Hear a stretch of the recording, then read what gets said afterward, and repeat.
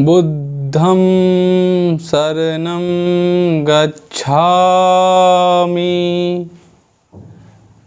धम्मं शरणं गच्छामि, धम्मं शरणं गच्छामि। नमस्कार, मैं नवीन कुमार अपने चैनल एसएम पर तमाम विद्यार्थियों, तमाम भाइयों बहनों का हार्दिक स्वागत करता हूं।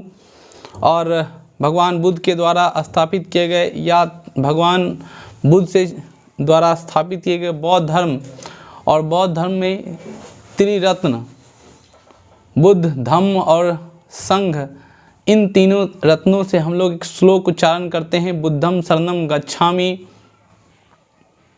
धम्मं शरणं गच्छामि, संघं शरणं गच्छामि। नमस्कार, आप सभी भाइयों बहनों का, इतिहास जानने वालों का, इतिहास में दिलचस्पी रखने वाले तमाम भाइयों बहनों का फिर से मैं अपने चैनल पर हार्दिक स्वागत करता हूं। और आज का टॉपिक है आप सभी के लिए धुआंधार बौद्ध धर्म। बहुत सारे वीडियोज़ आप बौद्ध धर्म के देखे होंगे, लेकिन मैं आज आप सभी को एग्ज़ाम व्यू से भी और आज के बाद बौद्ध धर्म से रिलेटेड कोई भी सवाल नहीं पूछे जाएंगे।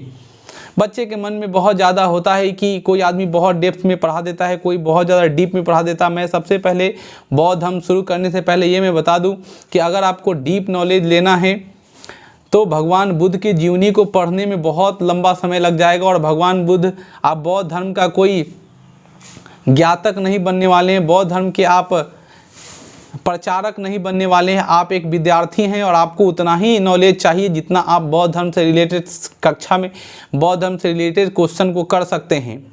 तो इसके लिए आपको इम्पोर्टेंट बात को ध्यान में रखना है, इसीलिए या ये नहीं कि भगवान बुद्ध के बारे में डेप्थ में जानना है। तो आज हम लोग ऐसे चीज़ को करेंगे कि भगवान बुद्ध के बारे में कुछ बेसिक इन्फॉर्मेशन भी पता चल जाए और एग्ज़ाम में कोई क्वेश्चन नहीं छूट पाए।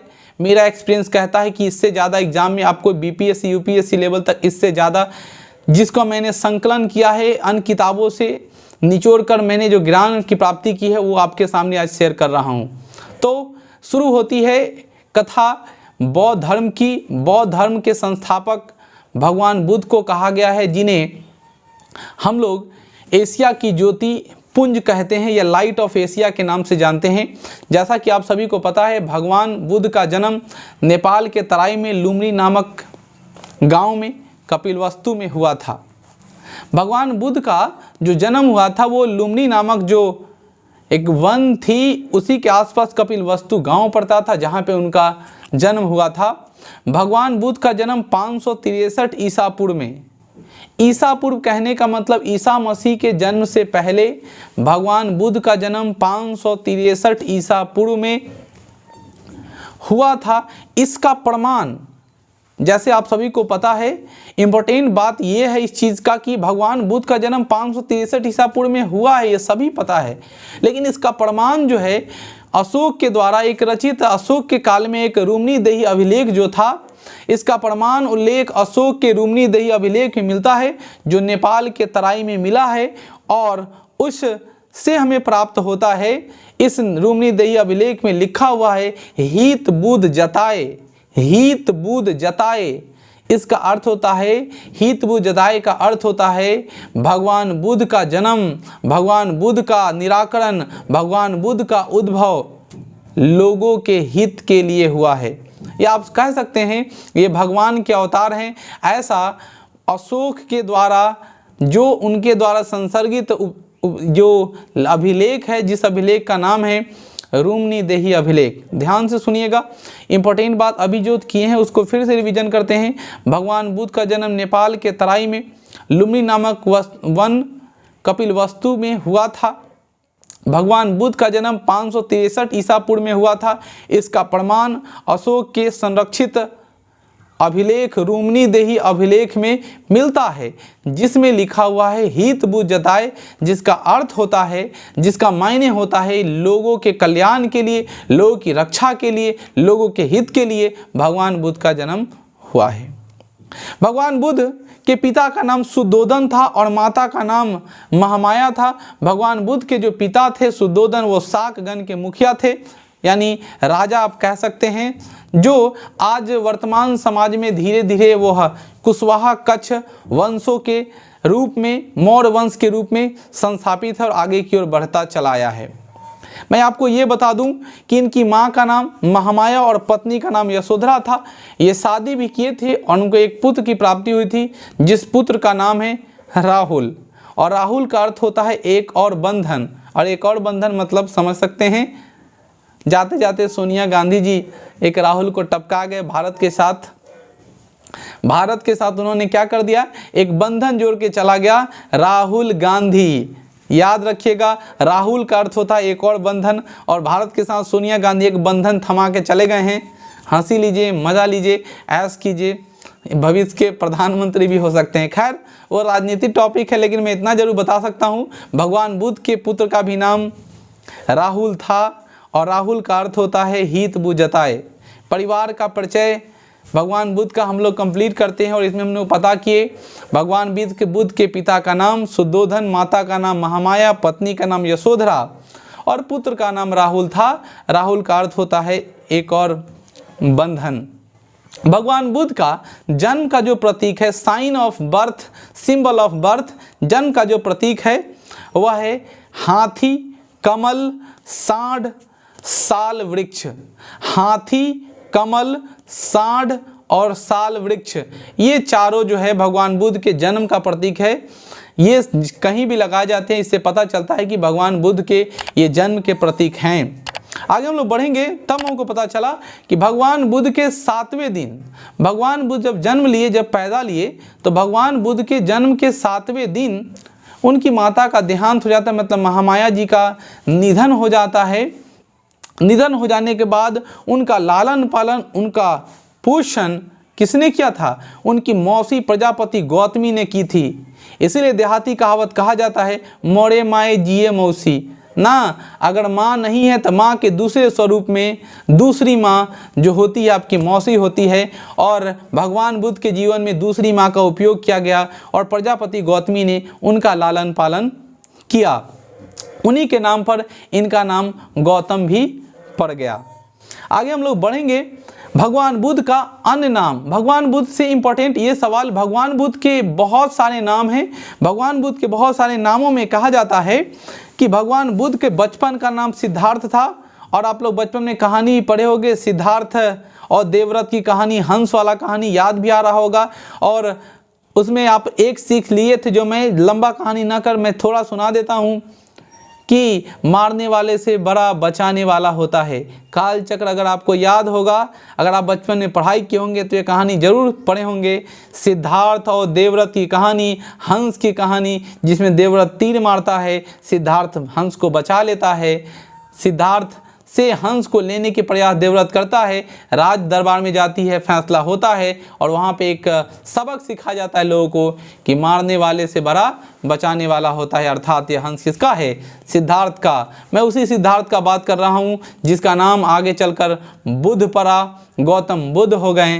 नहीं, ये समझिएगा आप चीज़ को, ये कहता है कि भगवान बुद्ध जो थे उनके बचपन का नाम सिद्धार्थ था, और सिद्धार्थ का अर्थ होता है जिसकी आकांक्षा पूर्ण हो।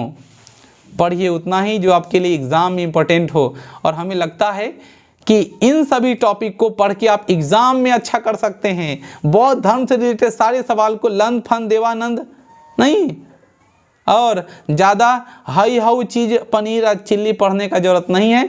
आपको सिर्फ पढ़ना क्या है, जो इम्पोर्टेंट बात है। एग्जाम में पूछता है सिद्धार्थ का अर्थ क्या है, बच्चा कहता है सिद्धार्थ का अर्थ क्या होता है, पता ही नहीं है। सिद्धार्थ का अर्थ होता है जिसकी आकांक्षा पूर्ण हो, जो हमेशा अपने आप में परिपूर्ण हो, उसको ज़्यादा लो लालच नहीं। हम सभी को आदत है 10 मिल जाए तो 20 लेते हैं, 20 मिल जाए तो 40 के चक्कर में लग जाते हैं। यानी हम सभी की आकांक्षा पूर्ण नहीं है, व्यथित हैं, ये मिल जाए वो मिल जाए वो मिल जाए। समझ में आया? और भगवान बुद्ध की आकांक्षा पूरी तरह पूर्ण थी, इसीलिए तो वो बुद्ध बन गए और हम सब साधारण मानव हैं, है ना। तो आकांक्षा पूर्ण होने के कारण भगवान बुद्ध, सिद्धार्थ उनके बचपन का नाम था, और सिद्धार्थ का अर्थ होता है जिसकी आकांक्षा पूर्ण हो। दूसरा नाम है जिनका नाम है तथागत। ये बहुत कम आदमी जानते हो कि भगवान बुद्ध का एक और नाम है जिसके नाम है तथागत, और तथागत का अर्थ होता है, जिसका अर्थ होता है सत्य का पता करना, या जिसे सत्य का पता हो।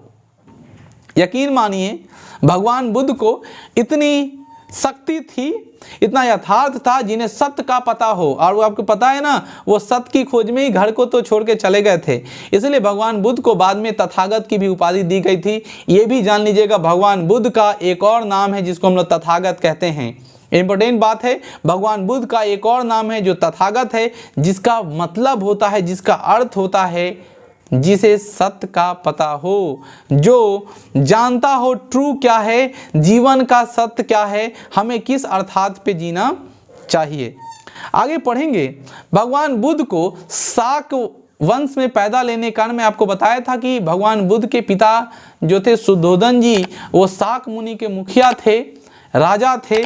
इसीलिए शाक वंश में, शाक कुल में पैदा लेने के कारण उन्हें शाक की या शाक मुनि के भी नाम से जाना जाता है। तो अभी तक तत्काल भगवान बुद्ध के इतने नामों जो इम्पोर्टेंट है और जो आप लोग जानते हैं, बुद्ध तो जानते ही हैं, गौतम बुद्ध भी जानते ही हैं। यहाँ ये तीन इम्पोर्टेंट बात जो आप सभी को समझना चाहिए। पहला सिद्धार्थ, जिसकी आकांक्षा पूर्ण हो। दूसरा तथागत, जिसे सत्य का पता हो। और तीसरा शाक मुनि, क्योंकि ये शाक वंश में जन्म लिए थे। Point to be noted, my dear brothers, my dear students, my dear sisters और सभी अभिभावकगण, इस बात को एकदम ध्यान में रखिएगा कि भगवान बुद्ध के इतने सारे नाम थे। इस बार के बीपीएससी में सवाल आ रहा है, सेटिंग है मेरा। आगे हम लोग बढ़ेंगे। 29वें वर्ष की अवस्था में भगवान बुद्ध अपने राज्य के दौरे पर निकले। जीवन बड़ी सुखमय जब किसी का चल रहा होता है तो उसको किसी बात की चिंता नहीं होती है।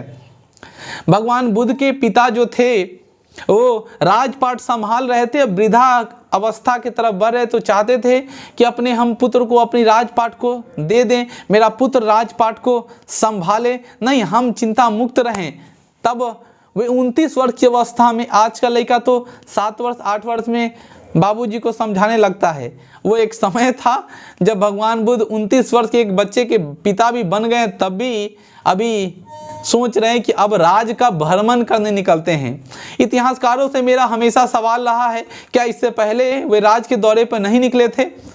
बहुत बार मैंने इस बात पे कमेंट डाला, अड़चन लगाया भी है, और बहुत सारे पब्लिशरों को, इतिहासकारों के जितने सारे बुक आते हैं उन सभी बुकों को मैं रिकमेंड भी किया हूँ कि इसका निवारण किया जाए, जिस स्रोत से आप इतिहास लिखा करते हैं।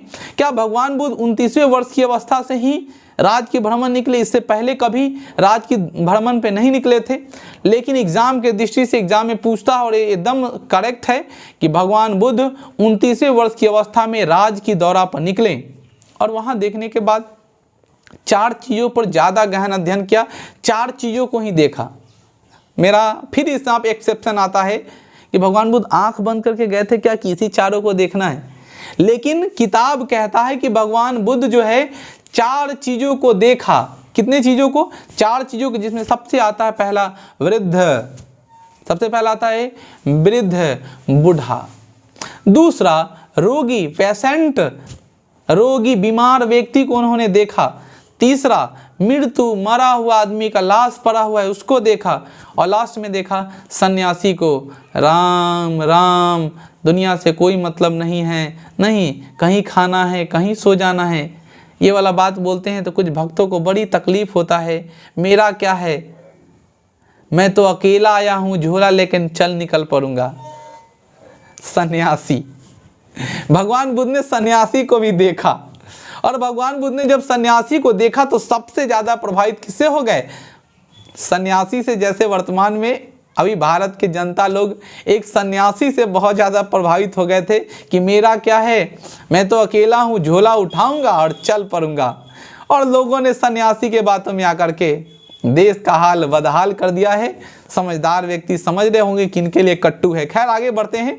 भगवान बुद्ध सन्यासी से बहुत ज़्यादा प्रभावित हुए और 29वें वर्ष की अवस्था में ही भगवान बुद्ध ने ये विचार किया कि सबसे संसार में सुखी कोई रह सकता है जिसे मोह माया से दूर रह सकता है, उसका नाम है कौन?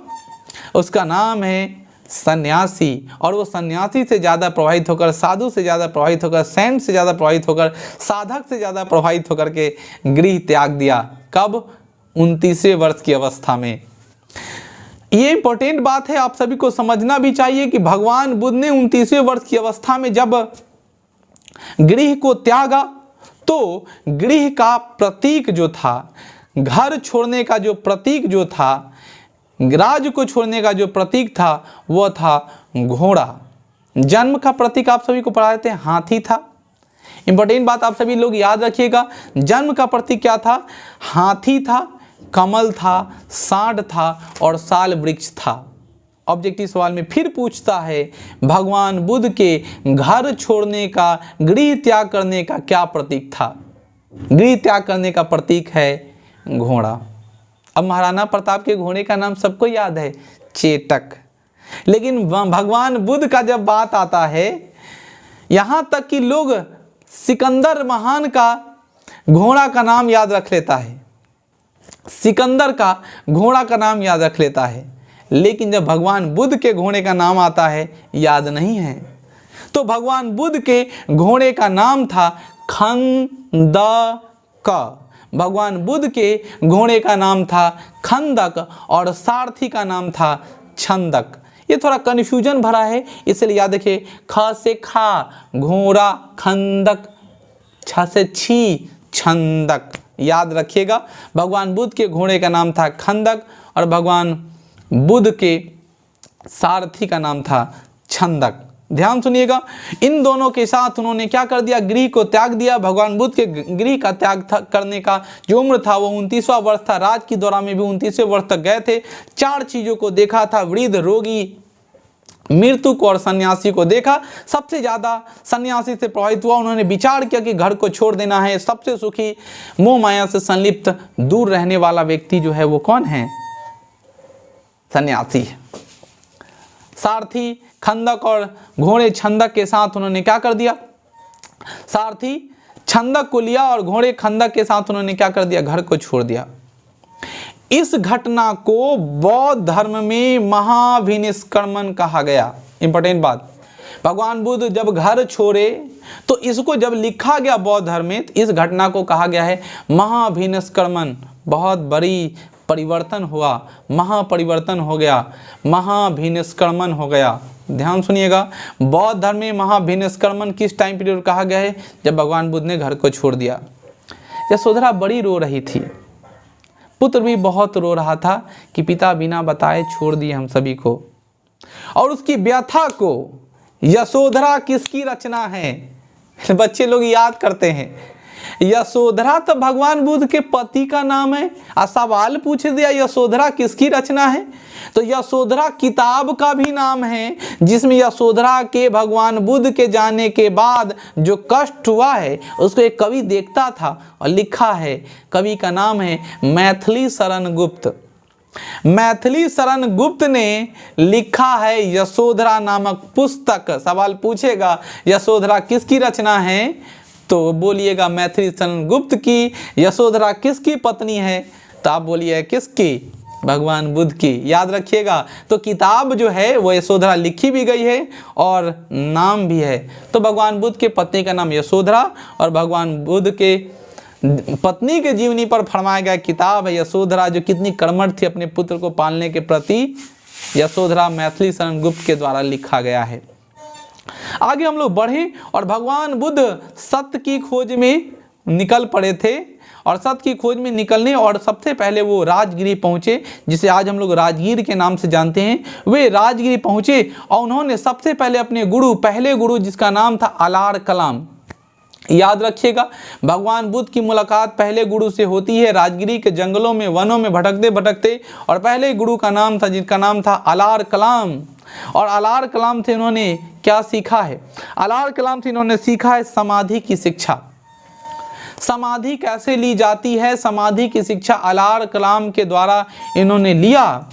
और दूसरे इनके जो गुरु थे, अलार कलाम से समाधि की शिक्षा लेने के बाद दूसरे जो गुरु इनके थे उनका नाम था रुद्रक रामपुत। और रुद्रक रामपुत से भेंट हुई और उन्होंने इनसे योग सीखा। इंपॉर्टेंट सवाल बनता है, भगवान बुद्ध के पहले गुरु का नाम क्या था? तब भगवान बुद्ध के पहले गुरु का नाम था अलार कलाम, जो राजगिरी में भेंट हुई। उनसे उन्होंने समाधि की शिक्षा ली। अलार कलाम जो थे वो समाधि के गुरु थे, उन्होंने उनको समाधि लेना सिखाया। दूसरे जो गुरु थे, जिस गुरु का नाम था रुद्रक रामपुत्र, और रुद्रक रामपुत्र उन्होंने योग की शिक्षा ली।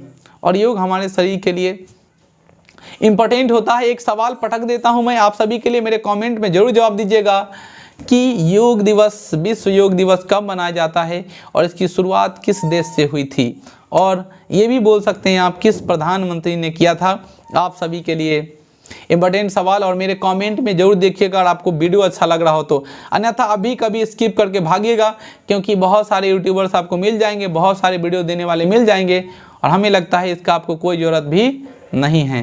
Thank you. आगे बढ़ते बिना समय गंवाए हुए, और भगवान बुद्ध कहाँ पहुँच चुके हैं? राजगिरी में। उन्होंने पहले गुरु अलार कलाम से मिला, और मिलने के बाद दूसरे गुरु जिसका नाम था रुद्रक रामपुत से मुलाकात हुई और उनसे योग की गुरु शिक्षा ले ली।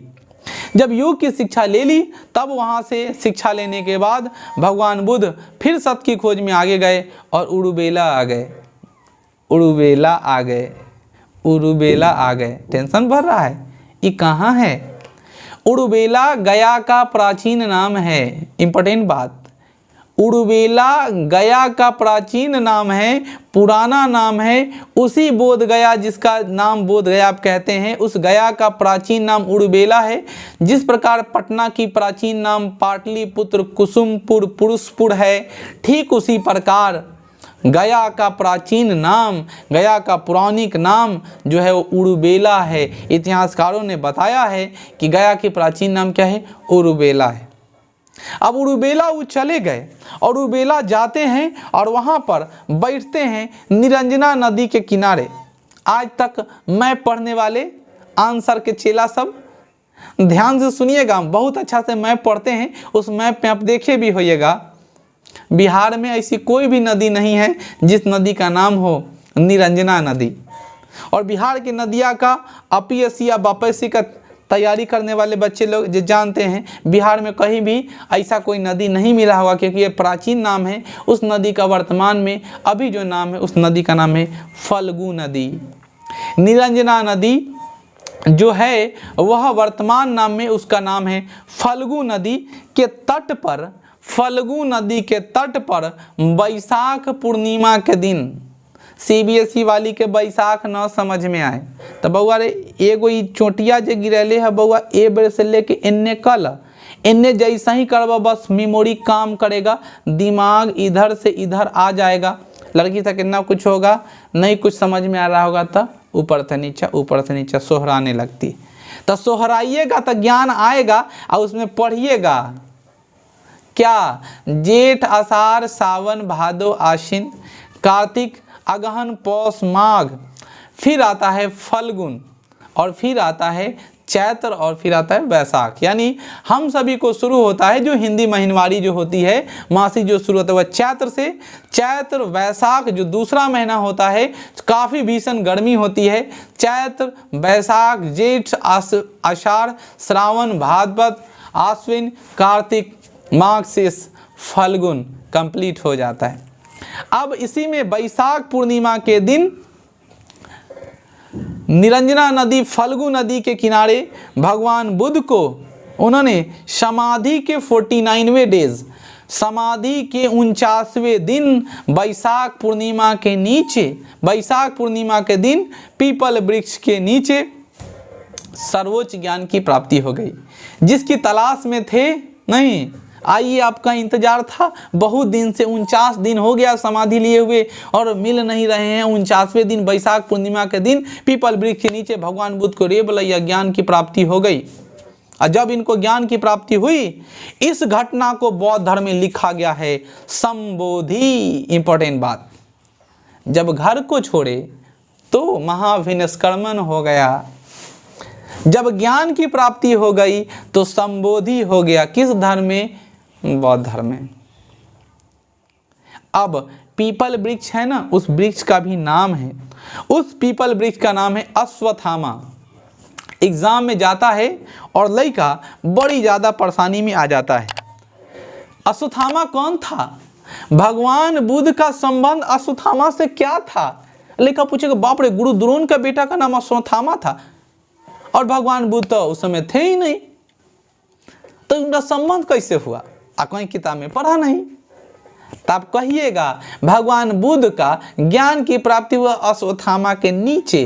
यानी पीपल वृक्ष के नीचे। भगवान बुद्ध को जिस पीपल वृक्ष के नीचे ज्ञान की प्राप्ति हुई है उस पीपल वृक्ष का नाम है अश्वत्थामा। उम्मीद कर रहे होंगे आपको इस वीडियो में दिलचस्पी जरूर आ रहा होगा, क्योंकि आज तक आप जितने सारे पढ़े होइएगा वह cut cut cut cut cut cut खिंचाओ, कट कट कट कट खिंचाओ। अभी आपको ऐसा चीज़ महसूस हो रहा होगा कि सेल्फ स्टडी से ज्ञान तो किताब से आता है। बड़े बड़े वैज्ञानिक लोग, बड़े बड़े विद्वान लोग जो आज आंसर चांसर पांसर हैं, ठीक है ना, इन सभी लोगों का ज्ञान कहीं से ना कहीं से आया ही होगा। आपके पास नॉलेज उतना ही लेना है जितना आप एग्ज़ाम को अच्छे से क्वालिफाई कर पाए। 2 4 5 7 10 किताब को अपने सामने रखिए, उसका अच्छा से विश्लेषण कीजिए, अच्छे अच्छे विद्वानों का कंप्रीहेंशन कीजिए, तुलना कराइए और फिर पता कीजिए बाप रे ये सब चीज़ बेकार है, हमको विद्वान नहीं बनना है, नौकरी लेना है। और आपको विद्वान बनना है तो आज से वीडियो देखने से काम नहीं चलेगा। ये सब बंद कीजिए, शटर डाउन, और जा करके अच्छा बुक खरीदिए और भगवान बुद्ध के बारे में 3 4 महीना पढ़िएगा दिन रात करके, तब उनके बारे में बहुत उपदेश भी पता चल जाएगा। और वर्तमान समय में अगर ज़्यादा उनका उपदेश को फॉलो कीजिएगा तो सटला तगैला बेटा वाला कहानी नहीं सुने हैं, जेने तेने बउआते रहिएगा। इसीलिए इम्पोर्टेंट बात आप सभी के सामने आते हैं, शुरू करते हैं। वीडियो लंबा होगा, क्वालिटी पूर्ण होगा, एक ही वीडियो में बौद्ध धर्म खत्म, दोबारा बौद्ध धर्म पढ़ने की जरूरत नहीं। चलिए, भगवान बुद्ध को ज्ञान की प्राप्ति हो गई है, बौद्ध धर्म में इसे संबोधि कहा गया है। जिस पीपल वृक्ष के नीचे भगवान बुद्ध का जन्म हुआ था उसका नाम था अश्वत्थामा। अश्वत्थामा 3 व्यक्ति का नाम है, 2 व्यक्ति का, एक व्यक्ति का, एक जानवर का, एक पेड़ पौधे का। पहला अश्वत्थामा गुरु द्रोण के बेटे का नाम था, दूसरा अश्वत्थामा एक हाथी का नाम था, और तीसरा अश्वत्थामा जिस पीपल वृक्ष के नीचे भगवान बुद्ध का जन्म हुआ था। जन्म नहीं, माफ करना, ज्ञान की प्राप्ति। अब मैं आपको बता देता हूं कि इन तीनों का संबंध अलग अलग है, और आप जिस प्रकार का एग्जाम में प्रश्न पूछे जाएंगे आप उसी तरीके से, ये कन्फ्यूजन भरा है, आप इसको अच्छे से समझिएगा। भगवान बुद्ध को ज्ञान की प्राप्ति जब हो गई तो वे सबसे पहले सारनाथ पहुंचे, और सारनाथ वही सारनाथ जिस पर वो 10 के नोट पे जो आजकल चक्का सूर्य मंदिर जो आपको दिखाई दे रहा है, कोणार्क का सूर्य मंदिर, वही सारनाथ भगवान बुद्ध पहुँचे। उन्होंने ज्ञान की जो अपना ज्ञान का जो स्टेटमेंट है, उन्होंने सबसे पहले 5 ब्राह्मणों को अपनी ज्ञान का प्रकाश लोगों के सामने फैलाया। यानी भगवान बुद्ध ने ज्ञान की प्राप्ति के बाद 5 ब्राह्मणों को उन्होंने अपना क्या दिया, ज्ञान दिया। और जैसे ही 5 ब्राह्मणों को ज्ञान दिया, इस घटना को बौद्ध धर्म में धर्म चक्र परिवर्तन कहते हैं। मैं यहाँ 5 बार रिपीट कर रहा हूँ, ब्राह्मण। आप लोग अगर इतिहास को अच्छे से पढ़ रहे होंगे, उम्मीद कर रहे होंगे, पीछे पढ़े होइएगा, जब आप शुरू किए होइएगा वैदिक युग के बाद जब आप लोग पढ़े होइएगा तो उसमें बताया गया है महाजनपद से थोड़ा सा पहले कि हमारा जो जाति व्यवस्था थी पहले, उस समय संसार में सिर्फ जाति 4 हुआ करता था। और ऐसा माना गया है कि भगवान ब्रह्मा के द्वारा 4 जातियां उत्पत्ति की गई थी, जिसमें से भगवान ब्रह्मा के मुख से ब्राह्मण की उत्पत्ति हुई थी, भगवान ब्रह्मा के भुजाओं से, बाजू से क्षत्रिय की उत्पत्ति हुई थी, भगवान ब्रह्मा के जंघा से वैश्य का उत्पत्ति हुआ था, और भगवान ब्रह्मा के पैर से क्षुद्र जाति का उत्पत्ति हुआ था। पौराणिक कथाओं के अनुसार भारत में मूल रूप से 4 जातियां थी, और इसी 4 जातियां से पूरे जातियों का विखंडन हुआ है। तो भगवान बुद्ध ने ज्ञान की प्राप्ति की और सबसे पहले 5 ब्राह्मणों को ज्ञान दिया, क्योंकि जो ब्राह्मण जो थे वो सनातन धर्म को फॉलो करते थे, और सनातन धर्म जो भारत में थी उसको बहुत सारे आडंबर था। इसलिए भगवान बुद्ध ने चाहा कि सबसे पहले हमें क्या करनी चाहिए कि चेंजिंग वे में हमको पहले ब्राह्मणों को ही ज्ञान देना चाहिए। तो उन्होंने 5 ब्राह्मणों को सारनाथ में ज्ञान दिया, और उन्हें ज्ञान बहुत अच्छा लगा भगवान बुद्ध का, इसीलिए इसे बौद्ध धर्म में धर्मचक्र परिवर्तन कहते हैं। और इस साल एग्जाम में आपको इनसे इम्पोर्टेंट सवाल आप सभी को पूछेगा, इसलिए आप इस पॉइंट टू बी नोटेड कि भगवान बुद्ध ने ज्ञान की प्राप्ति के बाद सबसे पहले गया के बाद अगर कहीं गए हैं तो वह है सारनाथ, जहाँ पे उन्होंने 5 ब्राह्मणों को ज्ञान दिया है। इस घटना को बौद्ध धर्म में धर्मचक्र परिवर्तन कहा गया। भगवान बुद्ध ने 2 क्षुद्रों को भी ज्ञान दिया, क्योंकि भगवान बुद्ध को मानना था पहले क्षुद्रों को समाज में छुआछूत के नज़रिए देखा जाता था, छोटा समझा जाता था, उन्हें पढ़ने नहीं दिया जाता था। लेकिन भगवान बुद्ध ने क्या किया, इस चीज़ को ख़त्म करने के लिए दो क्षुद्रों को भी उन्होंने ज्ञान दिया। इसीलिए आज छोटे तबके के लोग, SC ST के लोग, दबे कुचले लोग, दलित शोषित लोग क्या करते हैं, भगवान बुद्ध को अपना बनाते हैं और फिर बोलते हैं बुद्धम शरणम गच्छामि, और आप रिंगटोन इसका इस्तेमाल करते हैं। रिंगटोन लगाने से पहले इसकी जानकारी हासिल कीजिए कि हम दलित लोग, हम दबे कुचले लोग आखिर भगवान बुद्ध को क्यों इतना ज़्यादा प्रायोरिटी देते हैं। इसका कारण है क्योंकि भगवान बुद्ध ने दलितों को भी शिक्षा दिया था, क्योंकि ब्राह्मण में शास्त्र पढ़ने की अनुमति दलित को नहीं थी। ये जो वैदिक सभ्यता थी उसमें पूजा पाठ कराने का जो तंत्र था वो ब्राह्मणों के पास था, लेकिन भगवान बुद्ध ने पहले ही उस आडंबर को ख़त्म कर दिया, क्योंकि लोग उसमें जुड़ना नहीं चाहते थे, भगवान बुद्ध के संपर्क में नहीं आना चाहते थे कि भगवान बुद्ध भी उसी ब्राह्मणों की तरह होंगे जिसमें छुआछूत माना जाएगा। इसलिए उन्हें छोटे तबके के छोटे कास्टों को, क्षुद्रों को भी शुरुआती में ज्ञान दे दिया, और दो क्षुद्रों को ज्ञान दिया जिस क्षुद्र का नाम था कल्लिक और तपस्सु, और इन्होंने भी ज्ञान को प्राप्ति किया 5 ब्राह्मणों के साथ। भगवान बुद्ध अपना उपदेश पाली भाषा में दिए हैं, और भगवान बुद्ध, इंपॉर्टेंट बात है जो आप सभी को याद रखना चाहिए, भगवान बुद्ध ने जितने उपदेश दिए हैं, जितने अपने उपदेश का संकलन कराया है, वो सारे पाली भाषा में दिया गया है। सबसे ज़्यादा उन्होंने जो उपदेश दिया है वह पाली भाषा में और कौशल के राज श्रावस्ती में उन्होंने सबसे ज़्यादा अपना भाषण दिया है, अपना उपदेश दिया है। ऐसा इसलिए क्योंकि आप सभी कहानी बचपन में सुने होइएगा, भगवान बुद्ध और अंगुलीमाल की कहानी। अगर नहीं सुने तो मैं इसको शॉर्ट वे में जल्दी से मैं समझा देता हूं और फिर मैं आगे की ओर बढ़ता हूं, वीडियो लंबा ना हो जाए। और की बात है कि भगवान बुद्ध अपने प्रचारक अपने जगह जगह उपदेश दे रहे थे, तभी कौशल के राज श्रावस्ती में जो है, उस कौशल देश के जो राजा थे उसका नाम था प्रेषणजीत, और प्रेषणजीत जो थे वो बड़ी चिंता में थे। भगवान बुद्ध को आमंत्रित किया गया, भगवान बुद्ध को बताया गया कि अभी हमारे राज्य में एक डाकू आ गया है जो लोगों को गर्दन काटता है, और वो डाकू जो प्रतिज्ञा कर रखा है कि कम से कम 1000 आदमियों को मैं मारूंगा, और जब तक 1000 आदमियों को मारूंगा नहीं तब तक मैं मारना नहीं छोड़ूंगा। वो प्रतिज्ञा कर चुका है कि 1000 आदमियों को मारूंगा, और वह गिनती के लिए गर्दन काटता है और उसकी अंगुली को काटकर अपने गर्दन में माला बनाकर पहन लेता है ताकि उसकी गिनती ना खराब हो जाए। जनता में काफ़ी भय है, लोग अपने घर से निकलना मुश्किल हो गया। भगवान बुद्ध को यह बात पता चलती है और भगवान बुद्ध राजा प्रेषणजीत के निमंत्रण को स्वीकार करते हुए राज्य में पहुंचते हैं। रात्रि विश्राम होती है, भोजन होता है, सारी समस्या राजाओं के द्वारा सुनते हैं, और सुबह अपने नित्य क्रिया से निवृत्त होकर के जंगल की तरफ, जिस तरफ अंगुलीमाल रहता था उस तरफ निकलते हैं। राजा ने कहा कि अपने साथ कुछ सिपाहियों को ले जाइए ताकि आपका सुरक्षा करेगा। भगवान बुद्ध कहें इसकी कोई ज़रूरत नहीं, अगर वो हमें मौत के घाट उतारना चाहता है तो मुझे उतार देगा, लेकिन मैं उनसे सिपाहियों की कोई ज़रूरत नहीं है। कुछ दूर चलते हैं, चलने के बाद बहुत जनता भी उनको रास्ते में रोकती है, बहुत प्रजा भी उनको रोकती है कि भगवान आप उस जंगल में ना जाए, आपको अंगुलीमाल मार देगा। भगवान बुद्ध बिना किसी की बात माने हुए आगे की ओर बढ़ते ही जाते हैं, बढ़ते ही जाते हैं, और एक समय ऐसा आ जाता है कि भगवान बुद्ध जो है वह अपने यथार्थ के तौर पर वह कहीं ना कहीं उस स्थिति में पहुंच जाते हैं जहां पे अंगुलीमाल का डेरा होता है। और जैसे ही कुछ दूरी पर चल रहे, पीछे से आवाज़ आती है ठहरो ठहरो ठहरो। भगवान बुद्ध डर जाते हैं। ऐसा कभी नहीं, भगवान बुद्ध सीधे सीधे चलते रहते, चलते। अरे अंगुलीमाल को ये अनुभव होता है कि जो व्यक्ति मेरा नाम सुनते थर थर काँपने लगता हो, ये कौन व्यक्ति आ गया जो हम कितना चिल्ला रहे हैं नहीं रुक रहा है। थोड़ा दूर आगे बढ़ते हैं, तब देखते हैं क्या कि आगे से एक बहुत विशालकाय, बड़ी बड़ी मूंछें, हाथ में तलवार, गर्दन में अंगुलियों की माला पहने एक राक्षस खड़ा है, और देखकर हंसने लगता है, बोलता है मूर्ख, तेरा मौत तुमको इधर बुला करके लाया है, तू आ गया है मेरे सामने, अब तुमको मौत की घाट उतरना है। भगवान बुद्ध ने कहा कि हमारी परंपरा के अनुसार, हमारे धर्म के अनुसार कहा जाता है कि मरने वाले की अंतिम इच्छा होती है।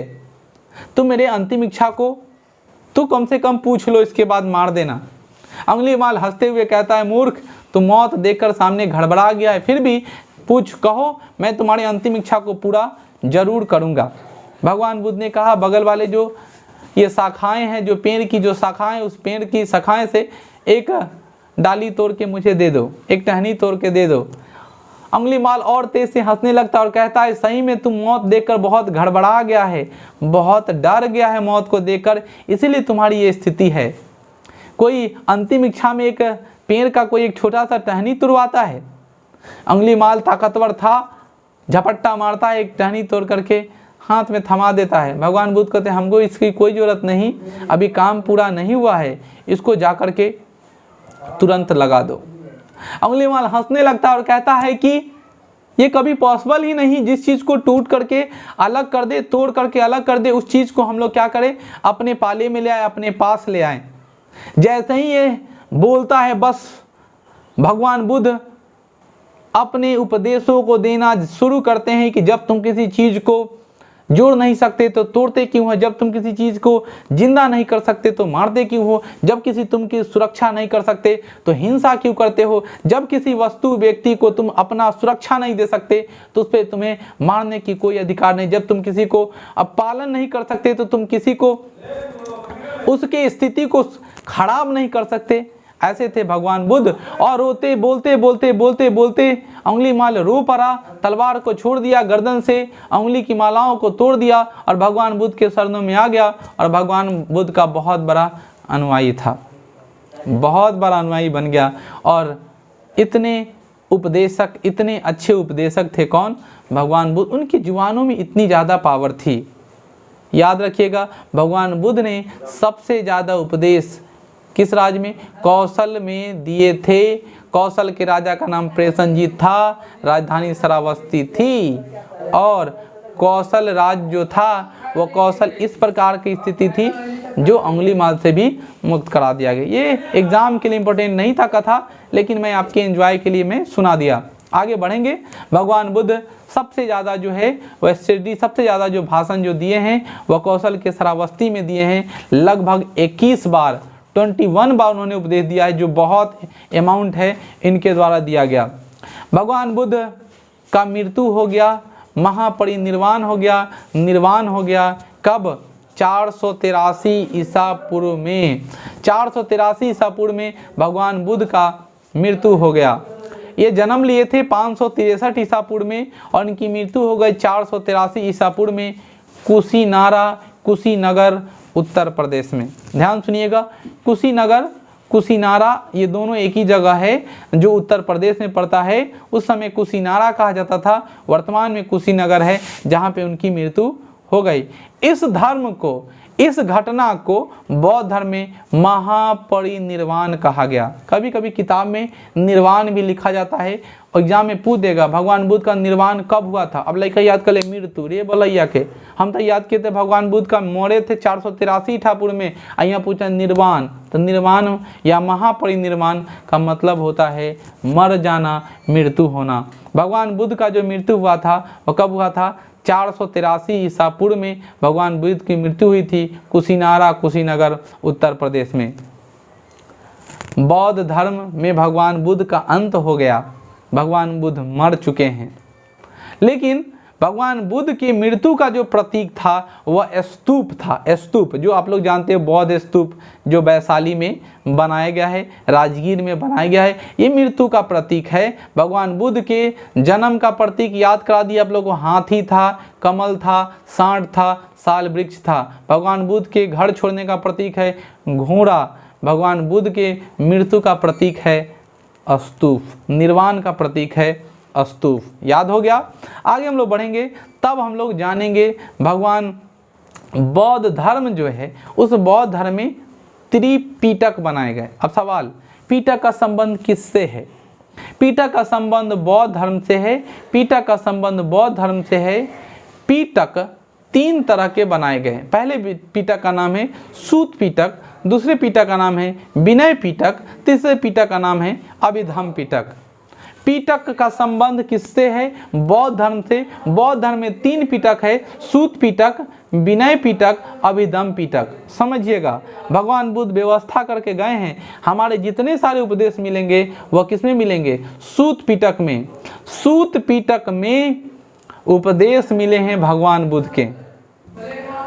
दूसरा विनय पिटक, विनय पिटक में भगवान बुद्ध के नियमों का उल्लेख है, जीवन की किस प्रकार की नियम होती है, हम उन सभी नियमों का उल्लेख है किसमें, विनय पिटक में। और अभिधम पिटक में भगवान बुद्ध की दर्शन का उल्लेख है, भगवान बुद्ध के आप कैसे दर्शन कर सकते हैं। तो पिटक 3 है, सूत पिटक भगवान बुद्ध के उपदेश का, विनय पिटक भगवान बुद्ध के नियमों का, और अभिधम पिटक भगवान बुद्ध के दर्शन का ये तरीका है। जिनको बुद्धम शरणम गच्छामि, जिनको धम्मम शरणम गच्छामि, जिनको संघम शरणम गच्छामि में विश्वास है, वह सूत पिटक को, विनय पिटक को और अभिधम पिटक का अध्ययन कर सकते हैं, ताकि आप भगवान बुद्ध पर बहस कर सके, ज्ञानी बन सके। सिर्फ ज्ञानी बन सकते हैं, नौकरी नहीं होगी। इसलिए मैं बोल रहा हूँ कि अगर बौद्ध धर्म के बारे में और अच्छा जानना चाहते हैं तो आप इन सब चीज़ को बंद कीजिए, जा कर के पढ़िए। एग्जाम में जो चीज़ पूछता है वो आपके सामने है। पिटक का संबंध किससे है, बौद्ध धर्म से पिटक कितने हैं, 3, सूत पिटक, विनय पिटक, अभिधम पिटक। सूत पिटक का संबंध भगवान बुद्ध के उपदेशों से है, विनय पिटक का संबंध भगवान बुद्ध के दर्शन नियमों से है, और अभिधम पिटक का संबंध भगवान बुद्ध के नियमों दर्शन से है। अब हम लोग आगे बढ़ेंगे, जिसमें हम लोग पढ़ेंगे भगवान बुद्ध ने कहा था संसार से दुख समाप्त हो जाएंगे। भगवान बुद्ध ने बोला संसार से पूरे दुख खत्म हो जाएगा, दुख खत्म हो जाएगा। और दुख के निवारण के लिए उन्होंने अष्टांगिक मार्ग बताए हैं, 8 मार्ग, 8 रास्ता। जो व्यक्ति इन 8 रास्ते को अपना लेगा उसका निवारण हो जाएगा, उसका दुख खत्म हो जाएगा।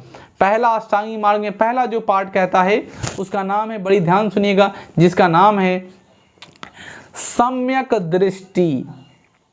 सम्यक दृष्टि का मतलब होता है आप किसी चीज को देख रहे हैं तो सीमा में देखिए, ज़्यादा गहराई तक जाने की जरूरत नहीं है। रास्ते से एग्जाम्पल फॉर मैं आपको समझा देता हूँ। रास्ते से एक लड़की जा रही है और एक लड़का जा रहा है, दोनों हाथ भी पकड़े हुआ है और कुछ गॉसिप चल रही है, बात चल रहा है, मूड रोमांटिक भी है। आप उसको देखे, साधारण आदमी देखा और छोड़ दिया, और रविया देख लेगा तो क्या बात है, दोनों को देखे हैं, बतिया रहा था। तो सम्यक दृष्टि का मतलब होता है देखा छोड़ दिया, बहन भाई थारे पगला, दोनों का मूड कुछ ऐसा हो गया, कुछ ऐसी बातें हो गई पारिवारिक जिससे उसका हंसी वाला मूड हो गया और दोनों हंसने लगा, और तुम सोच रहा था कि गर्लफ्रेंड बॉय वाला टाका भिड़ौल। तो आपको मैं बताता हूँ, सम्यक दृष्टि जो होता है, किसी भी चीज़ को साधारण देखो, ज़्यादा देखने की जरूरत नहीं है। इसको दूसरे वे में समझो तो आप ऐसे भी समझ सकते हो कि कोई आदमी कार खरीद करके लाता है, कोई आदमी मोटरसाइकिल खरीद के लाता है, उसको देखे बोला अच्छा है आपका मोटरसाइकिल बहुत अच्छा है।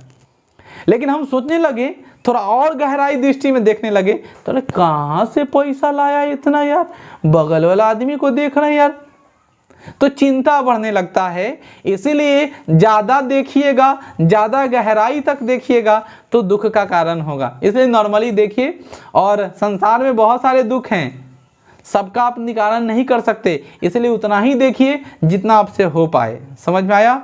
तो सम्यक दृष्टि, सम्यक वाक, दूसरा अष्टांगिक मार्ग में कहता वाक, ये मुँह लात खियावे और ये मुँह पान खियावे। लिमिट में बोलिएगा, ज़्यादा लबड़ बोलिएगा तो देखते नहीं हैं पड़ जाएगा, कहीं भी खाली जगह। तो सम्यक दृष्टि के बाद सम्यक वाक, लिमिट में बोलना है, दुख नहीं होगा। तीसरा है सम्यक कर्म, आप अपने कर्म को भी अंधुनता कीजिए। कभी कल ऐसा होता है कि आदमी पैसे की लालच में बहुत ज़्यादा हार्ड वर्क किए जा रहा है, दिन को दिन नहीं समझ रहा, रात को रात नहीं समझ रहा, 18 घंटे 15 घंटे 24 घंटे कर रहा है। मैं आपको बता देता हूँ कि आपका एक लिमिटेशन है। आप शिक्षक है तो शिक्षक बनिए ना, आप इंटरटेनर क्यों बन जा रहे हैं, डांसर क्यों बन जाए, चुटकुला कहने वाले बनते हैं। डॉक्टर है तो डॉक्टर ही रहिए, इंजीनियर है तो इंजीनियर रहिए। ज़्यादा क्षेत्र में बउआइएगा, सब क्षेत्र का काम करना चाहिए, दुख होगा ना। अरे हम पढ़े लिखे आदमी हैं, हमको बोलेगा कि आप जाइए सुइया घोंपिएगा, तो हमको सुइया घोंपना ही नहीं आता है, नहीं आएगा तो मुंह बन जाएगा, बड़ा अफसोस होगा। तो आपको क्या करना चाहिए, सम्यक कर्म करना चाहिए। अगला है सम्यक दयावान, दयालुता इतने दिखाइए कि आप बर्बाद ना हों। ज़्यादा दयालुता दिखाइएगा तो मालूम चलेगा धन जो आप लुटा रहे तो लेने वाला अमीर हो गया और आप बर्बाद हो गए। दयालुता भी लिमिट में। घोड़ा घास से दोस्ती करेगा तो खाएगा का, इसीलिए दुख नहीं होना चाहते हैं, दुख नहीं बटोरना चाहते हैं तो लिमिट में क्या कीजिए, दयालुता दिखाइए। सम्यक संकल्प, हम आज कसम खाते हैं कि 100 हेलीकॉप्टर खरीदेंगे। अब तुम बताओ ऐसा कभी पूरा होने वाला है? औकात एगो टी शर्ट पहनने का नहीं है ठीक से, और 100 हेलीकॉप्टर कहाँ से खरीदेंगे? रामचंद्रा साहब लड़की को, गर्लफ्रेंड को वादा करता है आसमान से तारे तोड़ कर ला देंगे। रे ससुरा, पहले तो अपन पहले सेहत ना सुधारा, पाकिट में 100 रुपया ना कमा के लिया, तब आसमान से तारे तोड़ के लाई है। संकल्प भी करना है तो लिमिट में। हम ये कह सकते हैं कि शाम के को साइकिल जरूर खरीद लेंगे, तो कहीं से ना कहीं से व्यवस्था कर सकते हैं क्योंकि वो हमारे संकल्प में है। आप ये बात को संकल्पित कीजिए कि हम बीपीएससी क्रैक करेंगे, यूपीएससी क्रैक करेंगे, एक आईएएस आईपीएस बनेंगे तो बन जाइएगा। आप इस संकल्पित आज हो जाइए कि हम प्रधानमंत्री बन जाएंगे डायरेक्ट, अब वैकेंसी बांटेंगे, चाहे एसएससी के चेयरमैन बन जाएंगे, तो नहीं होने वाला। भगवान बुद्ध कहें दुख में पड़ जाइएगा। सम्यक संकल्प, सम्यक आजीव, सम्यक स्मृति और सम्यक समाधि, इन 8 मार्गों को आप फॉलो कीजिए और आपके संसार में सारे दुख कंप्लीट हो जाएंगे। फिर से मैं रिपीट कर देता हूँ। पहला सम्यक वाक्य, सम्यक दृष्टि, सम्यक संकल्प, सम्यक कर्म, सम्यक दयावान, सम्यक स्मृति, सम्यक आजीव और सम्यक समाधि। ध्यान सुनिएगा एक बार फिर से। सम्यक दृष्टि, सम्यक वाक्, सम्यक कर्म, सम्यक दयायाम, सम्यक संकल्प, सम्यक आजीव, सम्यक स्मृति, सम्यक समाधि। अब गीत का बारी आया है। भगवान बुद्ध बौद्ध धर्म में त्रिरत्न हैं। 3 पीटक समझ में आ गया। भगवान बुद्ध के द्वारा 3 रत्न भी बनाए गए और ये तीनों रत्न जो है वो भगवान बुद्ध के द्वारा संकलित किए गए, जिसमें आता था बुद्ध, धम्म और संघ। रिंग टोन रखने वाले प्रवीण भैया जी आप समझिएगा कि भगवान बुद्ध के द्वारा जो ये बुद्धम शरणम गच्छामि, धम्मम शरणम गच्छामि और संगम शरणम गच्छामि जो आप चिल्लाते हैं, वह त्रिरत्न है बौद्ध धर्म का। वो कोई बुद्ध धर्म का स्टेटमेंट नहीं है, भगवान बुद्ध को खुश करने का मंत्र नहीं है। त्रिरत्न है, बुद्धम शरणम गच्छामि, इसी का मैं शुरू में किया था। धम्मम शरणम गच्छामि, संघम शरणम गच्छामि। त्रिरत्न है बुद्ध, धम्म, संघ। और संघ में सबसे ज़्यादा प्रवेश करने वाली जो पहली महिला थी, उनकी मौसी कहिए, जिनका नाम था प्रजापति गौतमी। अब ये क्या है संघ?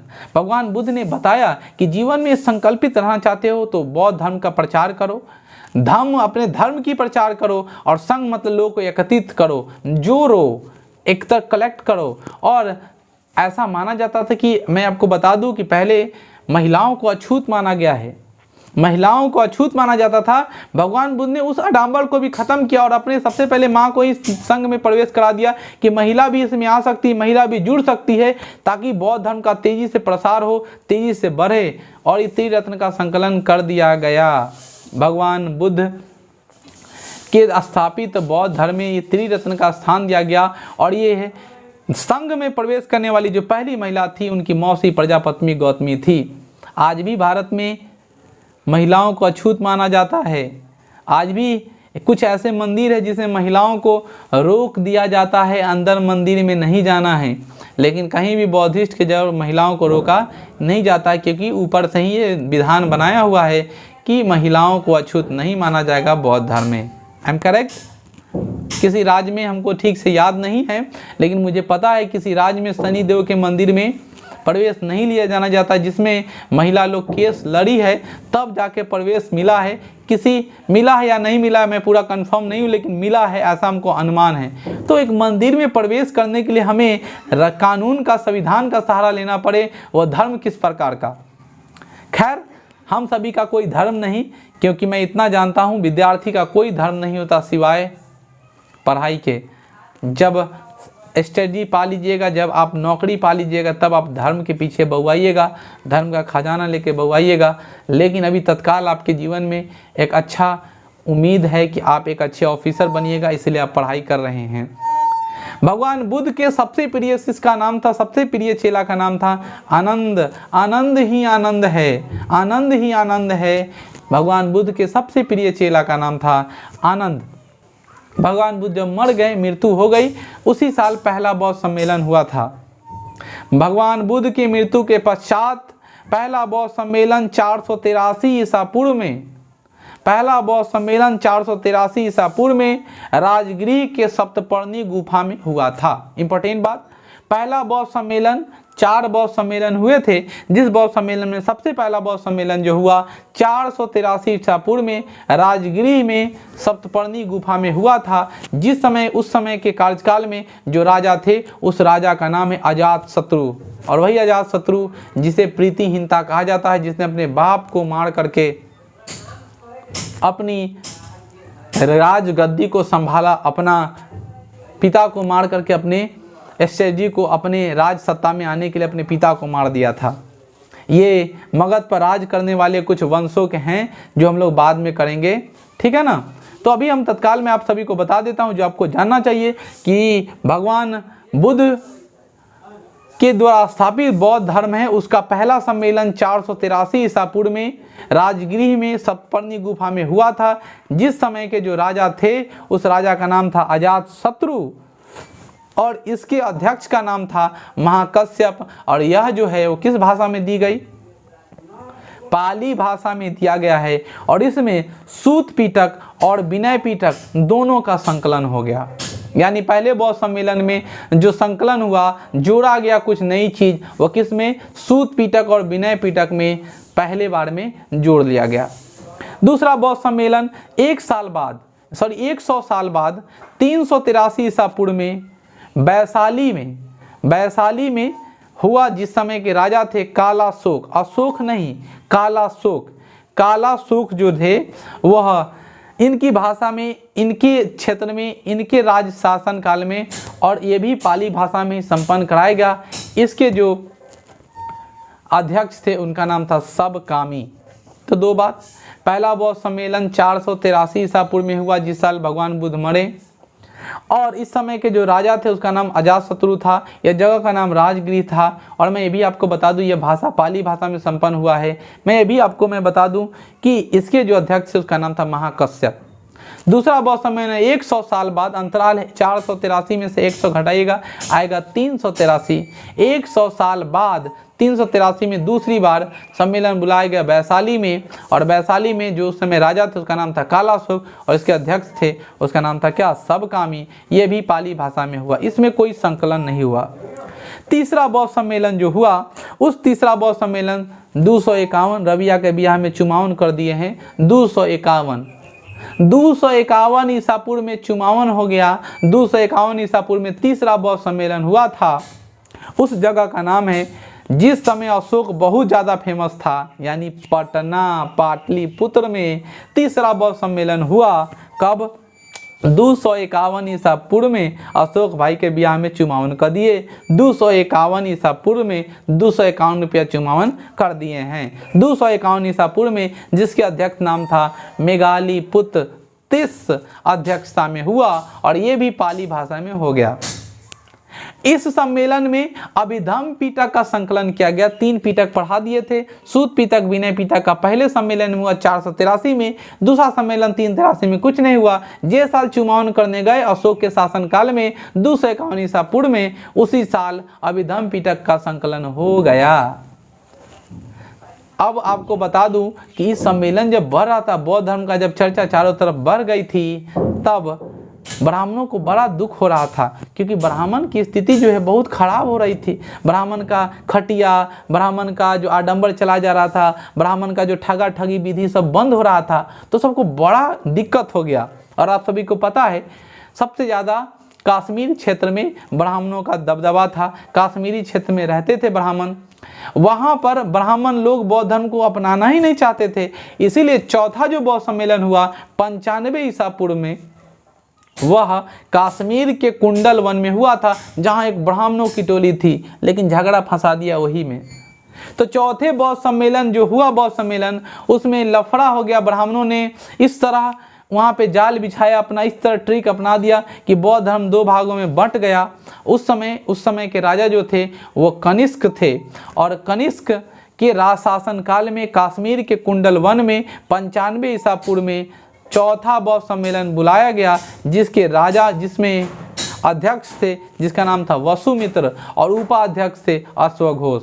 और इम्पोर्टेंट बात है, यह पहला ऐसा बौद्ध सम्मेलन है जिसमें उपाध्यक्ष भी बनाया गया था। उपाध्यक्ष कब बनाया जाता है पता है? जब दो पार्टी को मिलाना होता है, जब लफड़ा हो गया रहता है, तब हम लोग मिला करके, जैसे अभी वर्तमान हमारे राज्य में क्या है, 2 उप मुख्यमंत्री हैं। ऐसा इसलिए क्योंकि हम देखते हैं कि डिमांड ज़्यादा है और सबको मनाना, इसलिए बना दिए। तो चौथा बौद्ध सम्मेलन में झगड़ा हो रहा था, इंटरनल कलह हो गया था बौद्ध धर्म में, ब्राह्मणों ने इसको तोड़ना चाहा था, इसलिए 2 एक अध्यक्ष बनाया गया और एक उपाध्यक्ष बनाया गया, लेकिन बात नहीं बना और बौद्ध धर्म टूट गया। चौथे बौद्ध सम्मेलन में एक बना जिसका नाम है हीनयान और दूसरे का नाम है महायान। चौथे बौद्ध सम्मेलन में वसुमित्र अध्यक्ष थे, उपाध्यक्ष का नाम अश्वघोष था। इनकी अध्यक्षता उपाध्यक्षता में बौद्ध धर्म 2 भागों में बंट गया। परंपरा को जो मानना था, जो परंपरा को मानेगा, जो बौद्ध धर्म का जितने सारे परंपरा, जितने सारे रूल हैं, जितने सारे नियम हैं, उसको जो मानेगा उसको हीनयान कहलाएगा। जो परंपरा को नहीं मानेगा उसे महायान कहलाया गया। भगवान बुद्ध के ज्ञान का प्रतीक है पीपल, मैं आपको सभी को पढ़ा दिया हूँ। परिनिर्वाण का प्रतीक है, मतलब मृत्यु का प्रतीक है स्तूप। भगवान बुद्ध के मरने के बाद इनके अवशेषों को 8 भागों में बांटा गया, जिसमें से 2 भाग भारत में भी पड़ता है, एक भाग वैशाली में और एक राजगीर में, और बड़ी गर्व से कह सकते हैं वो दोनों क्षेत्र बिहार का ही है। ठीक है, तो उनके अवशेषों को कितने भागों में बांट दिया? 8 भागों में। अवशेष मतलब हड्डी उड्डी जो रहता है, वही पार्ट जो बच जाता है समाधि के बाद, जो बचा उस अवशेषों को 8 भागों में बांटकर उस पर स्तूप बनाया गया। बौद्ध धर्म का प्रचार प्रसार अशोक बहुत ज़्यादा प्रभावित हो गया था। पटना में सम्मेलन भी कराया। अशोक के 3 पुत्र, एक पुत्री जिसका नाम संघमित्रा था, महेंद्र जालोक तीवर और संघमित्रा, महेंद्र जालोक तीवर और संघमित्रा, ये चारों जो है, महेंद्र को और संघमित्रा को अशोक ने सिंघल द्वीप अर्थात श्रीलंका, उस समय सिंघल द्वीप हुआ करता था, श्रीलंका भेजा था बौद्ध धर्म के प्रचार के लिए कि जाओ पुत्र पुत्री श्रीलंका में भी बौद्ध धर्म को फैलाओ। बौद्ध धर्म दुनिया का सबसे शुद्धार्थ धर्म है। बौद्ध धर्म में हीनयान महायान के बाद में ये भी बात आप सभी को नहीं पता होगा, हीनयान और महायान के बाद बौद्ध धर्म में एक और उसकी शाखा फुटक गई, या एक और संप्रदाय विकसित हो गया जिसका नाम था व्रजयान। उदय बाद में हुआ, जिसमें तंत्र मंत्र बढ़ गया। वशीकरण रवि जी को बहुत जरूरी है। वशीकरण, ओकरा पर चाउर छीट देंगे, ओकरा के पढ़वा के खिया देंगे तो हमारा वश में आ जाएगा। हम उसको जैसे कहेंगे मनचाहा प्यार पाएं, वशीकरण। व्रजयान संप्रदाय का बौद्ध धर्म में ही विकास हुआ है। वहाँ भी थोड़ा बौद्ध धर्म में आडंबर आने लगा, वशीकरण व्रजयान का क्षेत्र आ गया और इसमें लोग नए नए तकनीक का इस्तेमाल करने लगे। मनचाहा प्यार, खोया हुआ प्यार, लोग को वश में कैसे करें, उसकी पत्नी को अपने वश में कैसे करे, इस तरह के तकनीक का इस्तेमाल होने लगा। मतलब व्रजयान एक आ गया संपदा, और उसकी प्रमुख जो थी उसका नाम था तारा देवी। तारा देवी जी आपको बहुत बहुत नमन, आपने बौद्ध धर्म में एक और संप्रदाय का विकसित कर दिया जिसका नाम व्रजयान रखा गया। अब एग्ज़ाम में हमको नहीं लगता कि इससे ज़्यादा बौद्ध धर्म समाप्त हुआ। जय हिंद। उससे पहले हम कहते हैं बुद्धं शरणं गच्छामि, मेरे साथ बोलिएगा, अच्छा लगता है। बुद्धं शरणं गच्छामि, धम्मं शरणं गच्छामि, संघं शरणं गच्छामि। उम्मीद करते हैं आपको मेरा वीडियो अच्छा लगा और बौद्ध धर्म की सारी जानकारी। एग्जाम में इससे सफिशिएंट कुछ नहीं, एग्ज़ाम आपका टकाटक जाएगा बौद्ध धर्म का। और अगर चाहते हैं कोई टॉपिक जिसमें आपको बहुत ज़्यादा डिमांड हो, कमेंट बॉक्स में डाल दीजिए, नवीन कुमार उसका वीडियो बना देगा। और आपको किसी भी चीज़ की तकलीफ़ नहीं होगी। मैं इतना जानता हूँ, पूरा इतिहास पढ़ने की ज़रूरत नहीं, आपको जो टॉपिक चाहिए उसका वीडियो लिंक डिस्क्रिप्शन में मिलेगा, वहाँ पर आप कमेंट कर दीजिएगा और मैं यकीन मानिए उसका मैं वीडियो किसी टाइम निकाल करके मैं बना दूंगा आप सभी के लिए। और आप इसी तरह पढ़ाई को अग्रसर कीजिएगा। मेरे चैनल पे नए हो तो सब्सक्राइब करना मत भूलिए, वीडियो को अधिक से अधिक शेयर कीजिए। अगर आपको अच्छा लगा होगा बेल आइकन भी दबा लीजिएगा, अगले का वीडियो लीजिएगा तो नोटिफिकेशन चाहिए ना आपको। जय हिंद, जय भारत। मिलते हैं नेक्स्ट वीडियो में। Thank you.